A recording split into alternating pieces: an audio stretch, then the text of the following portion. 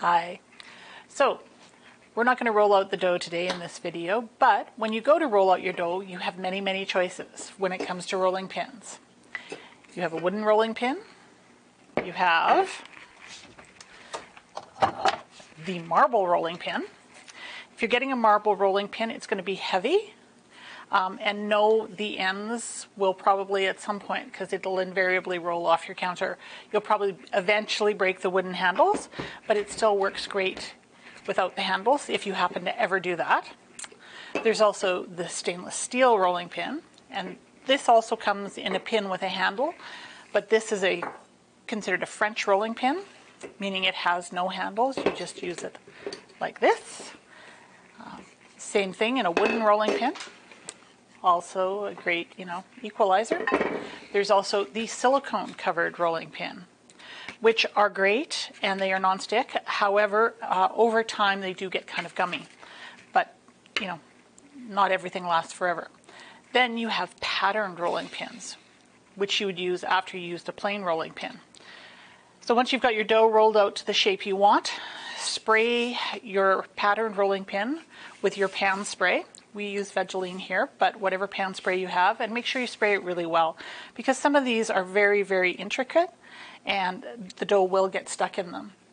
You can see with this one I used with a bunch of little girls the other day. They weren't always so patient as to spray their rolling pin, so we have all kinds of dough caught in all of the little crevices, which is fine. It'll eventually dry up and fall out, but it's frustrating when you're making cookies. The other way you can use your dough is you can get the cookie presses. Some of you may remember this from your youth in your grandmother's house. So you would create a ball of dough and you would press the cookie stamp into it and it would give you the pattern.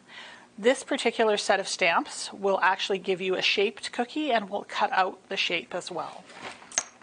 So then when it comes to the other thing you want to keep in mind when you're rolling out your cookies is to roll them out to approximately a 1/4 inch thick.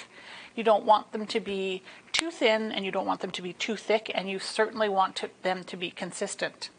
So when you roll one out thick and you're waiting for it to bake to this nice lovely color of tan, and you have one rolled out thin and they're on the same baking sheet, you will get two drastically different colored cookies. This is from another project and it broke. So then you can also use cookie cutters to cut out your cookies. And with this one I used the pattern rolling pin first, and then I used the star cookie cutters and wound up making a tree. Here, let me show you the tree. So if you have the fabulous set of star cookie cutters, there's 10 cookie cutters in total, and you make 2 of each size and then stack them accordingly, you can make this lovely tree. If you make the whole set just once, you can make actually poinsettias with just 2 of the cookies and a little bit of creative icing on top.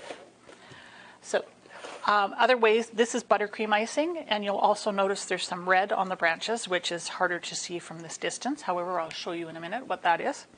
On the patterned branches, I used luster dust. So when you have a pattern on your cookie, again, probably hard to define in this camera, but then you get some luster dust and you spray it.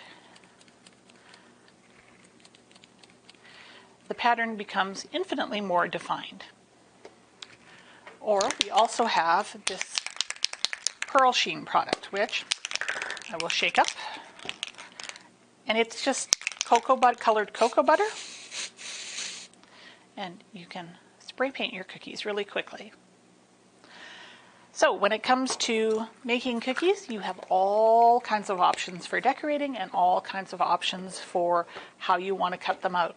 I know when my mom made sugar cookies, all she did was take a sealer ring off a sealer jar and cut out round cookies and put lots of icing on them, smushed them together, and we had cookie sandwiches. So, which is why sugar cookies will always be my favorite cookie.